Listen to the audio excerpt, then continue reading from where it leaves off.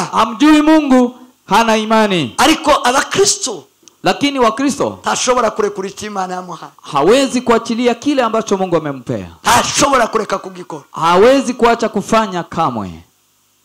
Amen. Haleluya. Sema amen. Semeni amen. No mu bunyage, Na hata katika matekwa. No mu bunyage. Na hata katika matekwa. No kugurishwa. Na kuuzwa, kutekwa nyara. Ba Yosefu barakoze. Wakina Yusuf hawakuacha kumcha Mungu na kumtumikia. Mani wa mugisha mwinshi. Mungu awabariki. Tusome jambo ry'Imana. Tusome neno la Mungu. Abaefeso bice bine. Tusome Waefeso mlango wa 2. 11 kugeza ku 16. 11 hadi 16. Abaroma 10 mlango wa 17. Warumi 10 mlango wa 17. Mstari wa 17. Some ndio witeguye amfashe kusoma. Pastor wampe kipanza sauti. Abaefeso 4:11 kugeza ku 16. N'Abaroma 10:17. Waefeso 4 mstari wa 11 hadi wa 16. Haravuga ngo nuko bamwe kuba intumwa ze, naye alitoa wengine kuwa mitume, nabandi kuba abahanuzi, na wengine kuwa manabii, nabandi kuba ababwiriza butumwa bwiza, na wengine kuwa wainjilisti, nabandi kuba abungeri n'abigisha, na wengine kuwa wachungaji na walimu, kugira ngo abera batunganirizwe rwose gukora umurimo wo kugabura iby'Imana no gukomeza umubiri wa Kristo, kwa kusudi la kuwakamilisha watakatifu, hata kazi ya huduma itendeke, hata mwili wa Kristo ujengwe, kugeza ubwo twese tuzasohora ku kigero kugira ubumwe bwo kwizera no kumenya umwana w'Imana, hata na sisi sote tutakapo ufikia umoja wa imani na kumfahamu sana mwana wa Mungu,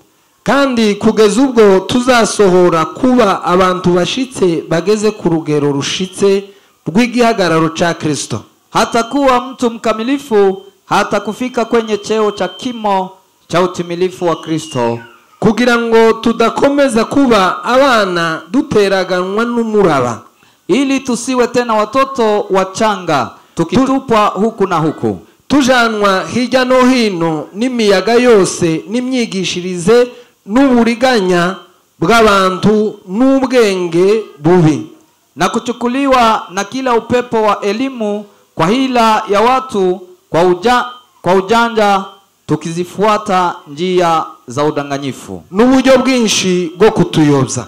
Amen. Ahubwo tuvuge ukuri turi mu rukundo, lakini tuishike kweli katika upendo, dukurire muri we muri byose, na kukua hata tukimfikie yeye katika yote. Uwo ni we mutwe, yeye aliye kichwa, ari we Kristo. Kuri uwo niho umubiri wose uteranywa neza, katika yeye mwili wote ukiungamanishwa ugafatanwa nuko ingingo zose zigirirana, na kushikanishwa kwa msaada wa kila kiungo, nuko igice cyose kigakora umurimo wacho cyagenewe, kwa kadiri ya utendaji wa kila sehemu moja moja. Muri Kristo uwo niho umubiri ukura gukura kwawo, hukuza mwili upate kujijenga mwenyewe katika upendo, kugira ngo ukurizwe mu rukundo. Amen. Katika upendo. Amen. Turangirize mu Waroma 10:17. Tumalizie kwa Warumi 10 mstari wa 17. 10:17 haravuga ngo dore kwizera guheshwa no kumva, basi imani chanzo chake ni kusikia, no kumva kukazanwa n'ijambo rya Kristo. Amen. Na kusikia huja kwa neno la Kristo. Amen. Amen. Nakire neza ijambo ry'Imana. Pokea vizuri neno la Mungu. Kugira ngo tuganire ijambo nababwiye, nataka tuzungumuze neno ambalo nimewaambia dufite muri no minsi, ambalo tuko nalo kwa siku hizi. Murano mesi, katika miezi hii shaka kuno mwaka udashira tukimeze uko twari tumeze. nataka hii mwaka isiishe tukingali vile tulivyo. Nifuza ko tuza gusoza umwaka twarahindutse. Natamani tukamatishe mwaka huyu ikiwa tumebadilika. Ndi muri processes. Mimi niko katika processes yo kugira ngo itorero rya Kristo duhinduke. ili kanisa la Kristo tuweze kubadilika. Dukure. Tukue. Tuve mu byambere bya Kristo. Tutoke kwa ya kwanza ya Kristo. Tugere aho dutunganirizwa gose. Tufike mahali tutakapo kamilishwa. Ndifuza natamani ituma nigisha ambaye inanisababisha nifunze mbwiriza nikihubiri ngo dukure tukue hejuru yo gukura. Yani nafunza kuhusu kukua kugira ngo abantu ili watu bavye bumva byambere bya Kristo waondoke kwa ya kwanza ya Kristo, bave mu kutaguka, watoke kwa kutokupanuka, bave mu kudakura, watoke kwa kutokukua, bave ahaze waweze kuwa mahali pamepanuka, baje ahantu hagutse, waweze kufika mahali pamepanuka. Nasaba ko ndifuza ko nahitaji ngo abakristo ba Church of Christ ili wakristo wa Church of Christ bave mu guterana gusa, waondoke kwa kukusanyika tu, bagere muri feeling, mu gufiringa, mu kunezezwa no kuba umukristo. yani waweze kufika kwa mahali pa kufurahishwa na kuwa mkristo. Ndifuza ko itorero rya Kristo, natamani kanisa la Kristo riva mu rwego rurimwo, watoke kwa ngazi walio, rigere ku rwego, wafike kwa kiwango bishimira ambaye inafurahia ibya Kristo, mambo ya Kristo kurenza iby'isi, kuliko ya dunia. Ndifuza ko abashumba, natamani wachungaji hawa bakura, wakue, bagere ku rwego, wafike kwa kiwango bishimira kuba abashumba, ambayo itafurahisha kuwa wachungaji. Ngubu ndishimira kuba umushumba kurenza ikindi gihe cyose nabayewe. Mimi nafurahishwa kuwa mchungaji kuliko siku zingine ambazo nimeishi. Ubu ndabinezererwa cyane. Mimi nafurahia zaidi. Habe niyo mwongora mukamera be, hata kama munikwaze vipi, habe niyo isi yo kuzunguruka, hata kama dunia izunguke. Ndishimira kuba pastor. Mimi nafurahishwa na Ndishimira kuba umuvugabutumwa. Nafurahishwa na kuwa Ndishimira kuba umwarimu. Nafurahishwa na kuwa mwalimu. kuba intumwa. Nafurahishwa kuwa mtume. Ku rwego ntobona uko mbabwira. Kwa kiwango mimi siwezi kuelezea. Sema amen. Haleluya. Vuga ngo amen. Semeni amen. Ndabinezererwa cyane. Mimi nafurahishwa sana. Ndifuza gukurira muri byo. Mimi natamani kukua ndani mwa urwego b'ubuzima, yani kwa kiwango ambayo itakuwa maisha, urwego ndaja gukora kwa kiwango ambayo nisifanye ahubwo nkoreshwe, bali nitumiwe. ngo imbigi kogwa. Yes, yani mimi nibadilike kuwa kazi, si nkoreshwe mbigi kogwa. mimi nisitumiwe bali niwe kazi. Sema amen. Haleluya. Vuga ngo amen. Semeni amen. Nibyo rero mbanirukangana nabyo mu itorero rya Kristo muri ano mezi atatu. Hii ndio ko twabasha gukura tukagera ku rugero rwiza rwa Kristo. Hii ndio natembea nayo katika kanisa la Kristo ili nitazame ya kwamba tunaweza kukua tufike kwa kiwango cha Kristo. Abantu baterana batazi destiny. Watu wanakusanyika bila kujua lengo. Kandi iyo ukora ikintu udafite destiny, na tena ukifanya kitu bila kujua lengo, nukuvuga ngo rero nda project ufite, ni kusema ya kwamba hauna muradi, ni batu, yani ni kufika na kutoka. Ariko ikintu cyose gifite intego, lakini chochote ambacho kina lengo, gifite destiny, kina lengo, kina mwelekeo, gifite aho targeting, kina mahali ambacho kinalenga. Iyo tuba wa Kristo, tukiwa wa Kristo, sukugarukira kuri zinebe, si hapa tu kwa viti, sukugarukira kuri ano mazina, yani si kurudi hapa kwa majina tu. Kuwa Mkristo ni bintu bibiri, ni vitu viwili. Number one. Sema amen. Haleluya. Vuga ngo amen. Semeni amen. Subira ngo amen. Semeni amen. Nukubuwera, ni kuwa mtakatifu. Kwera, kuwa mtakatifu. Kwezwa, kutakaswa. Kubuwera, kuwa mtakatifu. Biblia inasema uwabahamagaye nuwera, yule aliyowaita ni mtakatifu. namwe ngo mugomba kubabera. na nyinyi nawapasa kuwa watakatifu. Sema amen. Haleluya. Mubalewi na Petro yarabivuze. Katika kitabu cha Walawi hata wahamagariwe gukiranirwa, wewe ujaitwa kufanya maovu, wahamagariwe kwezwa, umeitwa ili utakaswe. Ungino kuvuga ngo destiny Ni kusema ya kwamba lengo aho Imana igushaka, hali Mungu anakuhitaji sukuba muno gusa, si kuwa mahali hapa aho tu. Imana igushaka, Mahali Mungu anakuhitaji ukugera mu kwezwa, ni kufika mahali pa kugera mu kutakaswa, kwera kw'Imana, kufika mahali pa kutakasika, kugera ahantu udafite umugayo, kufika mahali ambapo hauwezi gainiwa, kugera ahantu udafite icugawa, kufika mahali ambapo hauna chochote hawatakugairi. Sema amen. Haleluya. Vuga ngo amen. Semeni amen. Abantu batazabezwa abajari, Watu ambayo hawatakaswi ni kama hawajali. umuntu wese utazawezwa azavuga ngo mafu. Mtu ambaye hatakaswi anasema liwe lilelo. Ico bitwaye. Wari ico bitwaye. Unasema hakuna shida. Akamagenda ngutafikieni tagiri kiziko. Zia migenda. Yani anaenda kama mbuzi ambaye haina kamba. Mukristo azasiba ndazavugira pastor. Yani nyamakuru agasiba 3 4 5 aba munzu aba hanze. Mkristo anakosa kuja kanisani hata bila kujulisha kiongozi. Muzikindu muzamuvugiye mwiruye. Abantu bazabirubura. Kuna watu ambao wanajiunga pamoja na huduma. Muzamwirubura cyangwa mwe muzamuza gusa mukicara pastor akagenda abandi. Mnakuja kujiunga ama mnaketi pastor na wazee. Muzamwirubura. Mnajiunga. Muzamwirubura. Mnajiunga.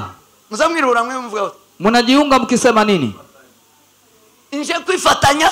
Unakuja unasema nakuja iyo mutavuze ngo nje kwifatanya na. Mtu akisema nakuja kumbatana nanyi. Nukuvuga ngo ndazabura atavuze aho yagiye.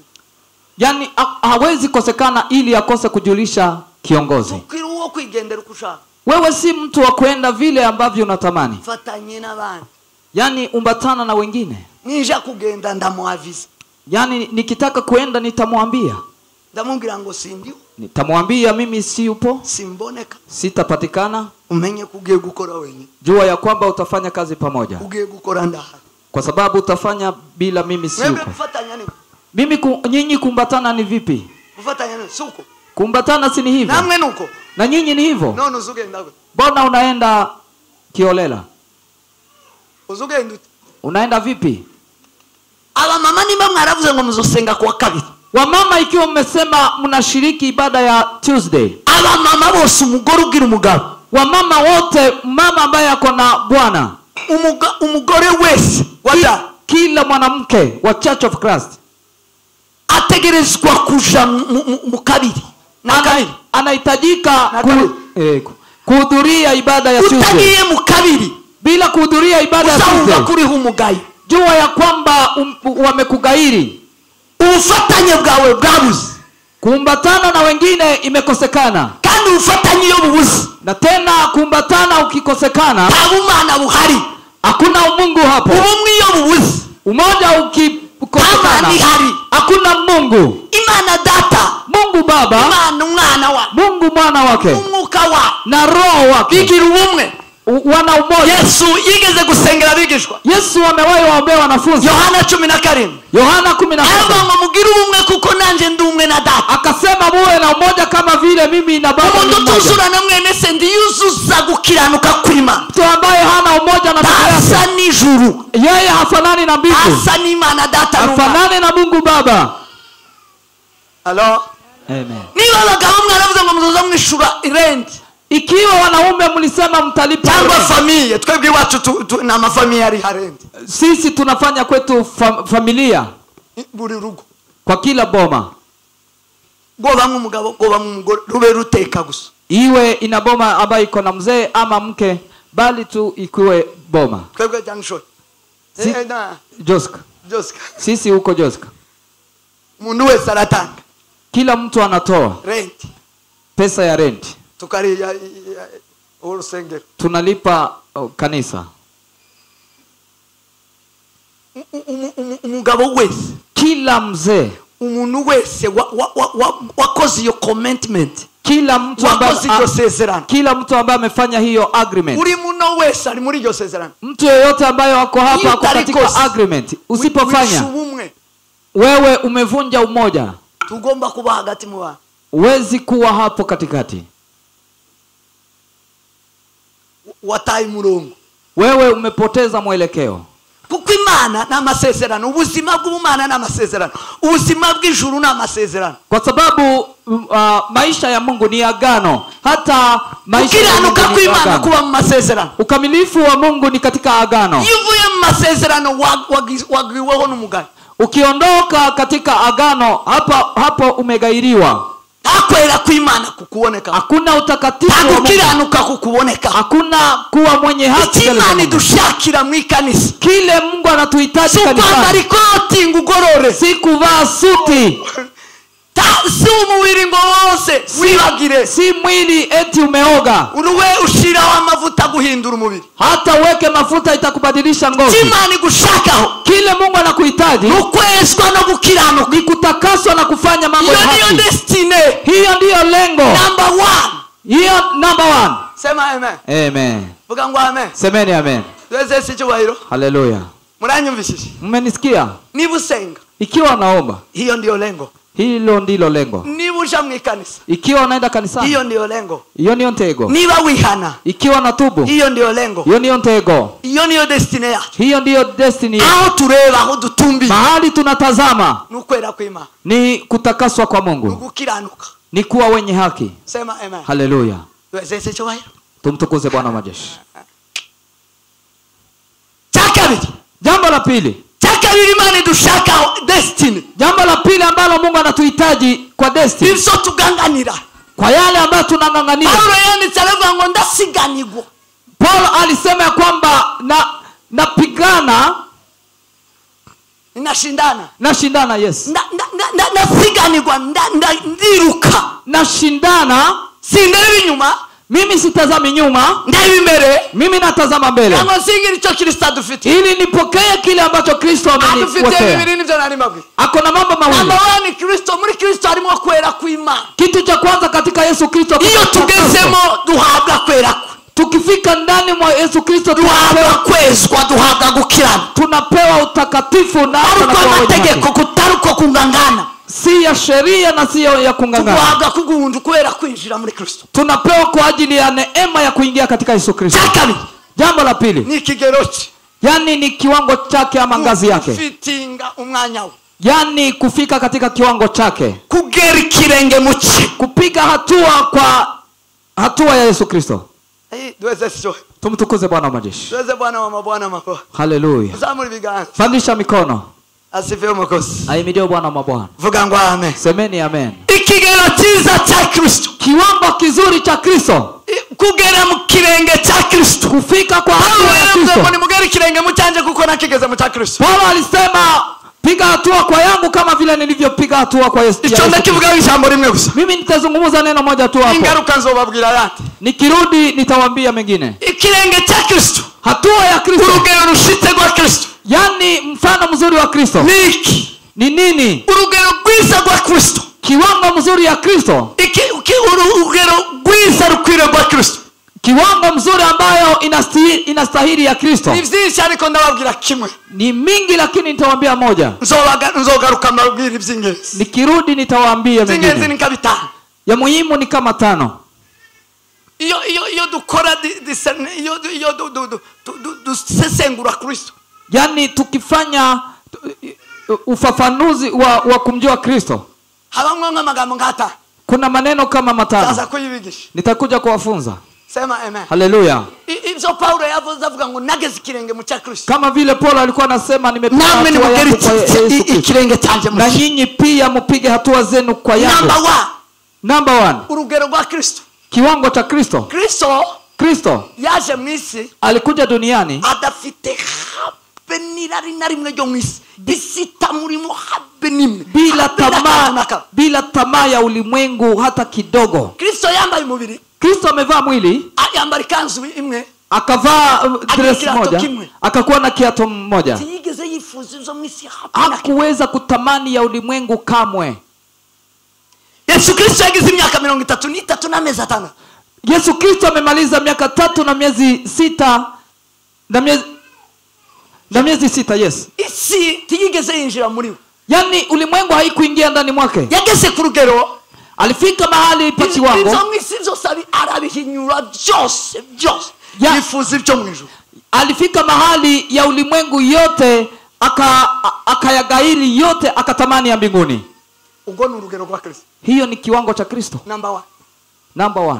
Nti mwamunyumva. Ko muranyumva? Munanisikia? Ko muranyumva? Munanisikia? N'urwego rwo kwimura isi muri wowe. Ni kiwango cha kuondoa. N'urwego rwo kwimura izo mu isi muri wowe. Ni kiwango cha kuondoa ukimiliki izo mu ijuru uri mu isi. Unamiliki ya mbinguni. Amaso yawe areba mu ijuru. Macho yako amatwi yawe yumva mu ijuru. Na masikio yako yasikia mbinguni. Ubayo.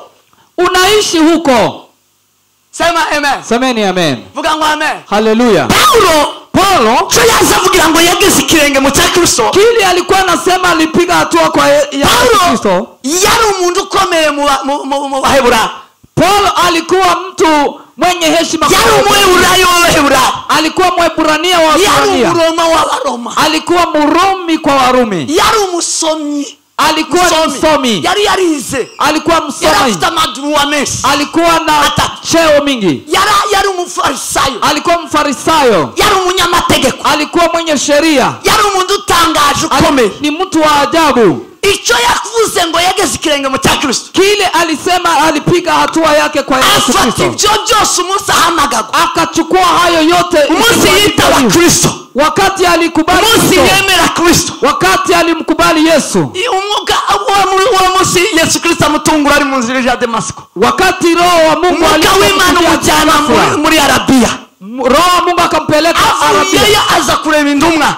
Alipotoka huko akakuja kwa kuko ibyo yabonye n'ibyindumwa zahawe zagendanye na Kristo. Akwari bimwe kuko wari wamuhamagaye yari yamwibwiye ngo ni Kristo urenganye. Ni Yesu urenganye. Alichunguza katika mitume wengine ili apate ni Yesu Kristo alipomuita kama vile asa kuba konfirita ngo arebe ko bihuye. Akakuja kuchunguza kuko wendi yabanye na Kristo ariko yaramwumvise. Kwa sababu hakuishi na Kristo lakini amemsikia. Asanga ivyintumwa zifite nivyo Kristo yamuhaye mu mwuka amuhamagara. Akapata yale mitume wako nayo na ni hayo naye pia amempea Yesu Kristo. Aremera. Akakubali. Atekereza bijya byose byo mwisi yari yibiteho. Akafikiria yale yote ya ulimwengu alikuwa yari mubamo yose. Ulimwengu ulikuwa ndani mwake wote. Ubumenyi bwose bwari mu murimo. Ujuzi wote ulikuwa ndani mwake. Ufarisayo bwose bwari mu murimo. Ufarisayo ulikuwa ndani mwake. Amadigiri yarari mu murimo. Madigiri mingi zilikuwa ndani mwake. Bizarinda mu ye byose. Yote yenye faida kwake. Arabifata byose. Akachukua yote. Walitekereza kwa amasi. Akafikiria ya kwamba ni mavi. Arabimara. Akaondoa. Arabikuraho. Akaondoa. Arabihinyura. Akaiondoa. Alitekereza ngamavi. Akaifikiria kama mavi. Aligereranya n'ubusa. Akailinganisha na bure. Ubutunzi butagira akagero. Kwa sababu ya utajiri ulio na yabonye muri Kristo Yesu. Bali utazama katika yaravuze ngo ubutunzi. Alisema huyo utajiri urarutuboneka muri Egiputa. Ni zaidi aliyopatikana katika Misri. Ubutunzi bwari muri Egiputa. Utajiri ulikuwa katika Misri. Akavuga ngo umutima wanje ubwifuza. Akasema moyo wake hautamani. Umutima wanje ubushaka. Moyo wake hautaki. Haukeneye. Hautamani. Ubwo yasanze muri Kristo. Ule amepata katika Yesu. Urarutuburi mu butaka bwe. Zaidi ya iliyo. Hallelujah. Asifiwe Yesu. Amen. Hallelujah. Isira musohoka. Ulimwengu ikaondoka ndani. Dunia ikaondoka kwake. Dunia ikaondoka. Na mambo yake yote. Ngicho kugera kirenge mu cya Kristo. Sema amen. Vuga ngo amen. Semeni amen. Unatamani kitu gani? Urashakiki. David igeze kubwira Imana. Amewahi kumwambia Mungu. Ayibira ngo uzozuntungu. Akasema kuja kigafula kwangu. Ndukanteguza. Yani usikuje Sunday. Kaze niinga. Usikuje Sunday. Ukaze kuwa kane. Usikuje Thursday. Twitegura twadutara. Hapa tunajiandaa tunakesha. Twadukora practice. Tunafanya practice. Usubitekereza. Wewe unafikiria hapa. Tukaze. Usikuje. Uzoze. Ukuje. Untunguye. Kigafula kwangu. Sinziri. Mimi nikiwa nimelala. Uingie mu mutima wangu. Uingie katika moyo wangu. Urera ko ari Imana ngira. Tazama ikiwa mimi nina Mungu. Uzinjire mu mzumba. Uingie katika vyumba. Uinjire hose. Ingia kila mahali. Mtate. uweze kunichunguza, unshedagure, uweze kunipeperusha, rero ko ari kindi nzantekereza, ari kindi nkunda, ili ari kindi utazame kimbamo, ikiwa kuna kile kingine napenda atari wewe wama, isipokuwa wewe Mungu. ngo kugera kirenge mu Kristo. Ni hivyo kupiga hatua kwa Yesu Kristo. Ngugu rugero rwa Kristo. Hiyo ndiyo kiwango ya Kristo. Nyumba, mnanisikia? tuzamwe maboko, Pandisha mikono. Haleluya! Amen. Ariko mwana wangu. Musumwe narayibwe ndabwira ngo mwana we, usubona ko ari kino kwima. Siku moja nilimwambia Mungu, unaona naweza kuima nini? Tekereza ibikomeye byo mu wanyu. Nikafikiria mambo makuu ya hapo nyumbani kwangu. Ngera kuri uyu mugore mbona giwe sinamubyaye sini uri wacu no mutanga bata. Nikafika kwa huyu mke wangu, hata sikumzaa, mimi naweza kumtoa. Ndebe ibindi tunze mbona ndakintu nakimkiza kimfataho. Ifaranga zanjye sinzamzibika hano. Mimi nikatazama mengine, hata pesa yangu mimi siweke hapa. Faranga zose ziba inefu. Pesa yangu bwose bubinefu. Utajiri uko huko chini. Tibuza abantu utegera umutima, utegera ubwonko, utaza kumfata. Haiwezi kuwa hapa, isikaribie moyo, isikaribie bongo. Ndatekereza ikintu cyo mfata, cyo tuma ndatanga, cyo mpagarara imbere. Nikafikiria ni nini naweza kunisimama mbele. Nikakosa. Nza kugureba ikindi gifite agaciro naba. Nikapata kingine ambacho kiko na dhamani ni watoto. Sanga ni Yohana. Nikapata ni Yohana. Ni bukumunsi na mutanzi. Nikakumbuka kuri abamwe kanisa. Mimi nimemtoa, anaishi kanisani. Wana kuri abamwe kanisa sizamukuramo. Mimi Yohana nimemweka kwa kanisa, sitamtoa. Naramuzanye ndamutaka. Nimemtoa kwa kanisa. Arachaba mwimfura yanjye. Muganura. Huyo ni mzaliwa wangu wa kwanza. Abam. Ako hapa. Sindaje kumukura. Mimi sijapeana mali nyingine ili nimrudishe. Sema amen. Amen. Vuga ngo amen. Amen. Ndakibona ndayibwira mama. Nikasema Mungu, takintu no kugoma. Hakuna kitu ambacho naweza kosa kukupea. Haki. Hakuna. Hakuna. Hakuna. Hacho notekereza kabisa. Hakuna kitu naweza fikiria mara mbili. Hakuna. Musu mwana soka imodoka yanjye yari ifite milioni zibi. Siku moja nilitoka nje na gari yangu ilikuwa mpya. Sote duwe na ishinzwe projet ibira bibanza mwamona. Yani navuyeho biriya nimutse ndabise. Mimi nilitoka hapo zile viwanja mnasema pale Mwiki. Barambwira ngo babuze milioni. Wakaniambia wamekosa milioni. Ndabwira ngo imodoka yanje iri muri milioni zibiri. Kubera ko nayitwayeho, nari nyitwayeho nkimisi. Ndabwira ngo ibyo bisubwo nayitwayeho baragabanyaho. Nikasema milioni na magana. Gari yangu ni mpya na iko na milioni kama 2 na kitu, lakini kwa sababu nimeitembeza labda mnaweza toa hiyo milioni na nusu. Mwaje tuijane. Basi twende hapo kwa soko. Twari mu nzira sinari mu rugo. Tulikuwa njiani, sikukuwa nyumbani. Nintaandaza kugira makuru yago mu rugo. Nikifika nyumbani nitawaambia habari. Tuijane ku soko, tuijane ku. Twende kwa soko tuiuze. Mama tuijana na Gwigema. Tukaiuza, tukaenda mimi na Gwigema. Na Susan. Mama tuigurisha. Tukaiuza. Tuigurisha milioni na magana 8. Tukaiuza milioni na 1800. Duweza broker ija. Tukampea broker 100. Sigara na milioni na magana 4. Nikarudi na milioni na 700. Baeza milioni. Nikawapea milioni. Sigara na magana 4. Nikabaki na 700. Tutash. Tulipofika nyumbani. Na maguruga nagiye ni modoka. Nimeenda na gari lakini nimerudi na mguu. Tukaruse na maguru. Tuliporudi na mguu. Duhura n'umudamu mwe waujana imodoka yari afite umwana. Tukapatana na mke alikuwa akitembeza gari pamoja na mtoto. Arabwira ngo ko nababona imodoka none ko musubiye n'amaguru. Akasema mbona nimewaona mkiwa na gari, mbona mnarudi bila? Wacu twaturi kumwe arabwira ngo aramubwira ati twayigurishije. Mwingine akamwambia tumeiuza. None mwayigurishije. Basi mumeiuza. None mugaye gutyo. Alafu mnatembea hivyo? None turagira. Tutaenda, hakuna jambo lingine. Arabwira ngo nimuze mbaheze ino yangu. Akasema kuja niwapee hii yangu. Niyo iyi mfita. Ni hii tuko nayo. Muze mbaheze yangu. Akasema kuja niwapee hii yangu. Baramwaje ngo sanga. Wakauliza ni ngapi? Timumpeze magana 4. Akasema munipee 400. ndababwira ngo muri ajyanga 700 mu mwezi 800. Nikasema kwa ile 700 mpee 400. Mama mara 800. Wakampea 400. Ndasubira kuri steri. Ninja kuri fo. Mimi nikaingia tena kwa gari. Ni muhira. Nikaenda mpaka nyumbani. Abana ati dadi yazanye indi modoka. Watoto wakasema ati ni ameleta gari nyingine. Ndabwira ya hindi nayigurishije naguziye. Nikasema ile nimeiuza nikanunua hii. Twakoreye Imana twatanze mu kanisa. Tumetumikia Mungu na tukarudi na gari nyingine.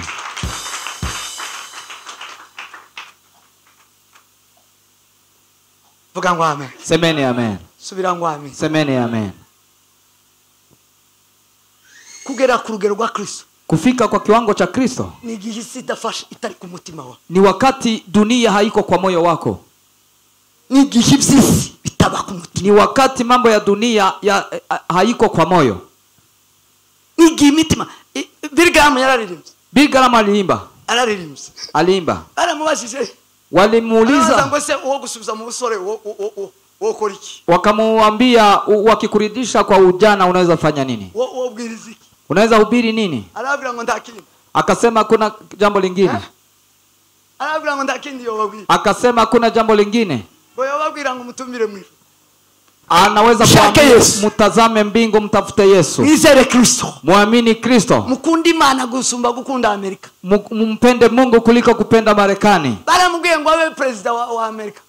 Walimwambia awe president wa Marekani. Aravuga ngo sinoba president wa Amerika. Akasema siwezi kuwa president wa Amerika. Ico nabonye kiraruta president wa Amerika. Akasema kile nimepata kinazidi kuwa president wa Marekani. Aravuga ngo wanimika nkaba umwami w'ishangari nirite. Akasema ukinimiliki niwe mfalme wa taifa kubwa kiwango gani? Ariko nimbataicha. Lakini nikiwa mtumwa wa dhambi sinobikunda. Siwezi kukubali. Sinokunda ibifatika ariko ndarakizwa. Siwezi penda kile ndaharanira kile napigania ama nashindania. Ndaharanira kuja mu bwami, kuja mu ijuru, kubana na Kristo. Napigania kuingia katika ufalme wa Kristo. Kufika kwa kiwango cha Kristo. Akasema sikizeni niwaambie lengo. Akasema ulimwengu nimeyagairi. Mimi natamani ya mbinguni. Hiyo ndiyo kiwango cha Kristo. Ni kudharau ya ulimwengu. Unatamani ya huko mbinguni. Muko hapa. Ni nyinyi na ubiri. Kiwango cha Kristo.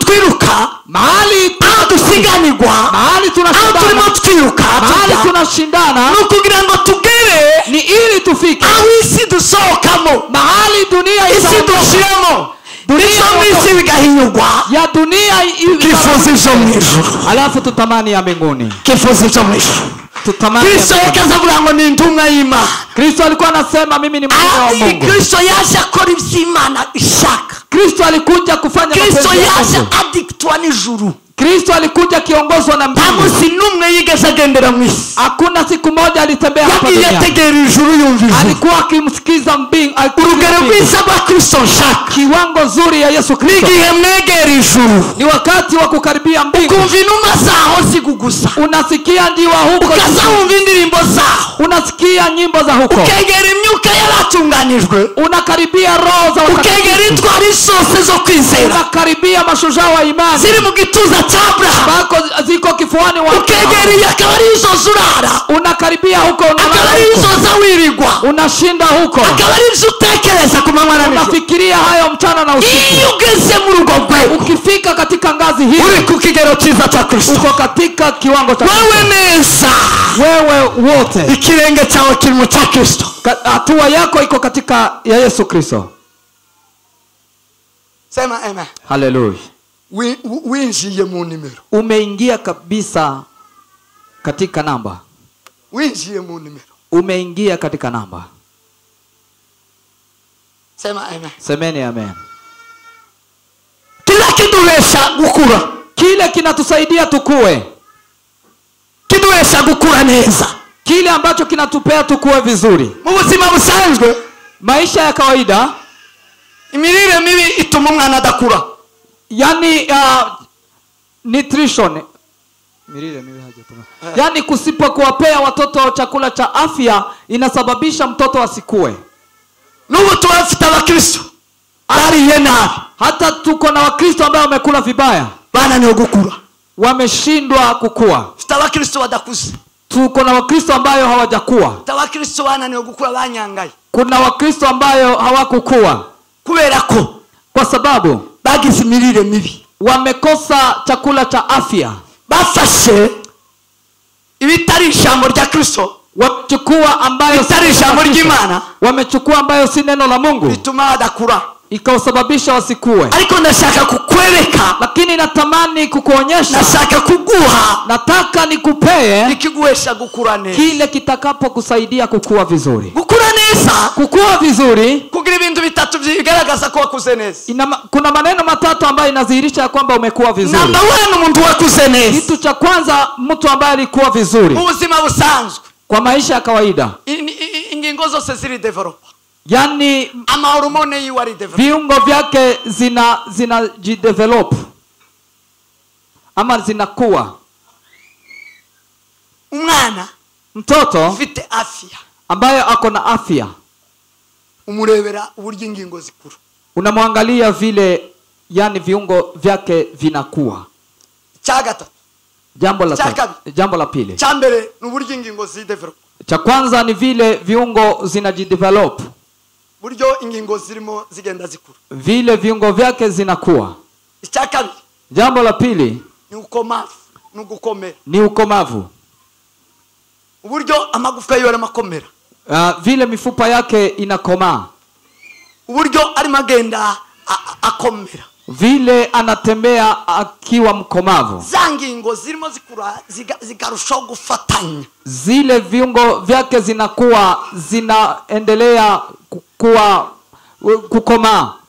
Ikagenda zikarushaho kwegerana no gukomezanya. Zinakaribiana na kushika zaidi. Umubiri ukaba mwiza. Yani mwili unakuwa mzuri. Icyagatatu. Jambo la tatu. na reaction. Yani ni reaction ama kile ambacho reaction kinadhihirika kwake. Matokeo. Ni ibyo ari makoro. Yani ni matokeo kwa yale ambayo anafanya. Umwana wariye neza. Mtoto ambaye amekula vizuri. Aravuga neza. Anaongea vizuri. Aricara neza. Anaketi vizuri. Aragenda neza. Anatembea vizuri. Donge biri ari action. Yani yale matendo yale matendo yake ama zile kazi zake anafanya. Bigaragaza neza ko uyu mwana yabonye indyo yuzuye. Indyo yuzuye. Yani inadhihirisha ya kwamba huyu mtoto amekula chakula cha afya. No mumuka. Na katika kiroho ni vile vile. Ni vile vile. Umukristo tutarakuze neza. Mkristo ambaye hajakuwa vizuri. Mukristo tutarakuze neza. Mkristo ambaye hajakuwa vizuri. Uzumusanga. Ukimpata uzumusanga utagomba kumusanga. Unampata mahali ambapo haustahili kumpata. Ukamusanga mzu utagomba kumusanga. Unampata katika matendo ambayo haustahili kumpata hapo. Uwo muntu tiyakuze. Huyo mtu hajakuwa. Kubera ko ingingo ziwe. Kwa sababu viungo vyake ntabwo ziri aho zigomba kuba. Haziko pale mahali zinastahili kuwa. Iyo usanze umukristo ari mu nzoga. Ukipata mukristo ari mu busamba. Ukipata mkristo ari mu ubeshi. Usanga umukristo ari mu magambo y'amanzi. Ukipata mkristo ako katika maneno ya mzaa. Tiyari. Hajakula. Takuze. Yeye hajakuwa. Ni muto. Ni mdogo sana. Kubera kwa sababu yaza kuba yarari. Kama angekula, yaza kuba yarari. Kama angekula, taba kigenda guke. Angekuwa anatembea vile. Iyo mwana yakuze ingingo ziwe zirimo zidevelop. Mtoto akikuwa na viungo vyake zinakuwa, asayanga kuguma kwikurura hasi. Yeye anakataa asayanga kuguma hasi. Anakataa kubaki chini. Anakataa. Akamayicara. Anaketi. Ndaba kijana. Halali tena. Brat. Ikifika akamayanga kwicara. Anakataa kuketi. Akamagara. Anasimama. Brat. Ikifika siku nyingine akamayanga guhagarara. Anakataa kusimama. Akamatembea. Anatembea. Umwana karakura neza. Mtoto anakuwa vizuri.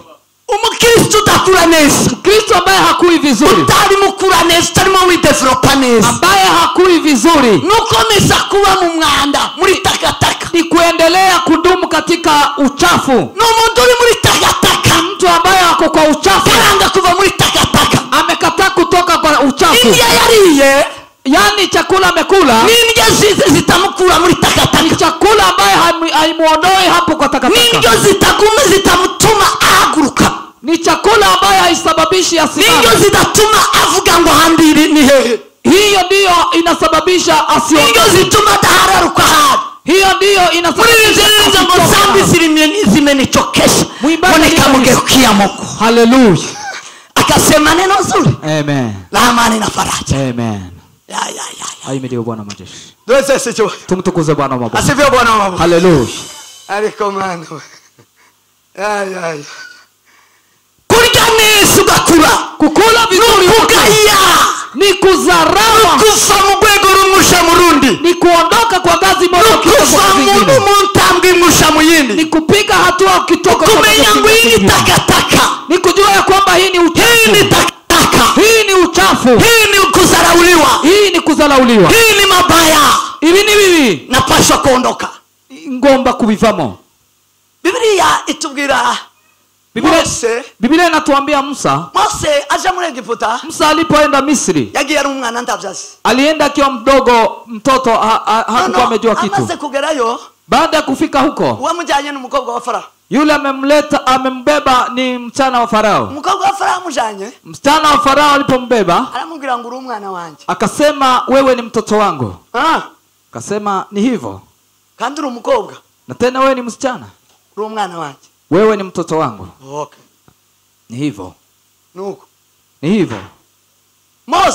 Musa akuraza yita umukobwa wa Farao mama, akakuwa akimuita msichana wa Farao mama yake, uwamuja, yule ambaye amemzaa. Wazumurera ni nyina, nawe akamubwira ngo uriya niyo, yule alikuwa anamlea ambaye ni yeye amemzaa, lakini akamwambia yule ni mama yake, ni mama yako. Ndio mlezi, mimi ni mlezi. Akakuwa mukobwa wa Farao ni nyina. Farao ni ki? Farao ni sekuru. Yani msichana wa Farao ni mama yake, na Farao ni nani kwake? Niguka aho sekuru numuki, babu yake ni mgani? Numwa, ni mfalme. Nubwoko ki? Ni taifa gani? N'umunyegiputa. Ni mtu wa Misri. Mose numuki? Musa ni mgani? Mose ni muki? Umunyesraeli, umuhebura. Ni Mwebrania, Mwisraeli. Kwa mnumva ibyo bintu? Munasikia mambo hayo? Umuheburayo, Mwebrania ahindutse umunyegiputa, amebadilika mtu wa Misri. Umwana uzagwa na nyina na se, mtoto ambaye amezaliwa na baba yake na mama yake, azawe n'umukobwa, yani amezaliwa na msichana utaratewe inda, ambaye hakubebeshwa mimba. Aho akuriwe ubwami, akakuwa akiwa hapo ikulu, umwana wo mu buretwa, yani mtoto katika utumwa wa matekwa. Kwa mnumva ibyo bintu? Umesikia hapo? Kwa mnavyumva? Mnasikia hapo? Umwana mtoto huyo akakuwa, akuse, alipokuwa amaze kugira ubwenge, alipokuwa na hekima, ko yakuze neza, kwa sababu alikuwa vizuri. Wasumurera, yule alikuwa namlea, yakuza amwigisha ibitabo bitanu, amwigisha amategeko y'iwabo, amwigisha utuntu tumwe twiwabo. Yani alimlea akimfunza akimfunza mambo ya huko ya Waebrania. Amaze gukura, alipokuwa amenya amateka, akajua historia. Ndo Mwebrania, mimi ni Mwebrania. Okay. None unyine ndo munyegiputa. Alafu kwa leo mimi ni mtu wa Misri. Kandi. Na tena mama n'umukobwa. Na tena mama yangu ni msichana. Chakata. Jambo la tatu. Abaheburayo n'abaretwa ko barakubitwa ku manywa na nijoro. Waebrania ni watumwa, wanachapwa mchana na usiku. Baza barya bakowe bapfu, wanakula wakiwa wamechoka zaidi. Njeo mimi ndo mwana w'ibwa, mimi ni mtoto wa ikulu. kondarya nka mimi nakula na kunywa. Hano Hapa ni manyamahanga, ni katika mataifa. hari Pale Waebrania katika Waibrania bafite ubuzima bubi, bafite ubuzima bubi, ambayo wako na maisha mabaya na bima ni wa Mungu. None Basi ndabahe, mimi nitaishi wapi? ndabahe, Nitaishi wapi? ndabahe. Nitaishi wapi? Ubukure, Yani kukua, ukomavu, ukomavu, ubukure, ukomavu. uramubwira Ukamwambia warakoze, wewe umekuwa. gukura Kukua nukuva handi ni kutoka mahali ukaja handi, unaelekea mahali pengine. nukuva hadakwiye Ni kutoka mahali ambapo hapastahili ukaja hakwiye, unafika mahali panastahili, utitaye bila kujali ihari, hali yoyote, kuko ihari kwa sababu hali izihangana n'umuntu mukomavu, umuntu ukuze. Yani hiyo mtu ambaye anapiganisha hali ni mtu mkomavu. Umuntu ukuze, mtu mkomavu arahandoringa, yeye anatatua arakiranura, anatatua, afesinga ibibazo, yani anatatua mashida, afesinga ihari, anapigana, anapambana na hali. Ariko umuntu muto, lakini mtu mdogo ndashobora guhandoringa, arahunga, hawezi kuweza kupigana ama kutatua. Akasema au kugumiza kuba umwana kuliko kuendelea kuwa mtoto, kaba umwana w'umukobwa wa Farao, niwe mtoto wa muzukuru wa Farao, niwe mujukuru wa Farao, niwe nakomeza kinezeza, niendelee kujifurahisha muri neza nziza, yani kwa mambo mazuri ya dhambi, ariko ngo ngume kuba umwana, alafu niendelee kuwa ikulu. Akakataa, akasema ndahitamo ubukuru, mimi nitajagua ukuu ije guhangana n'ibibazo, alafu niweze kujadiliana na mashida. Sema amen. Haleluya. Vuga amen. Semeni amen. Subira amen. Semeni amen. Harimo abantu bari mu guhitamo ubwana, kuna watu wanachagua utoto kugira ngo ataje guhangana n'ibibazo, ili asiweze kupambana na shida. Akanga guhangana n'ibibazo, anakataa kupambana na mashida, ndaguma umwana ili aendelee kuwa mtoto. Turegeze neza mbibwira bacu. Kuna wengi nilikuwa nawaambia, umwana kama haguruka kamavuga mwandu umugabo yaramutetesheje ngo yangize umwana igifu. Yani mama anasimama ati mzee wangu amenifanya mtoto. Wewe ni mpumbavu. Wahitamo kumna. Wewe unatamani kuwa mtoto. Abantu bafite za muzita zinga. Watu ambao wako na meno yote. Ngaye gute. Bakugize umwana uremeye ngo ubahe umwana. Wamekufanya mtoto kukubali. Umekuwa baby. Kubita ba baby. Wengine wanawaita baby.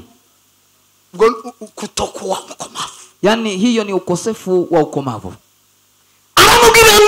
Akasema noitamo, mimi naweza chagua kukua narangiza, alafu kasa kurenganirwa hamwe n'ubwoko bwacu, alafu kaza mugo akwiriye niende mahali pana stahili.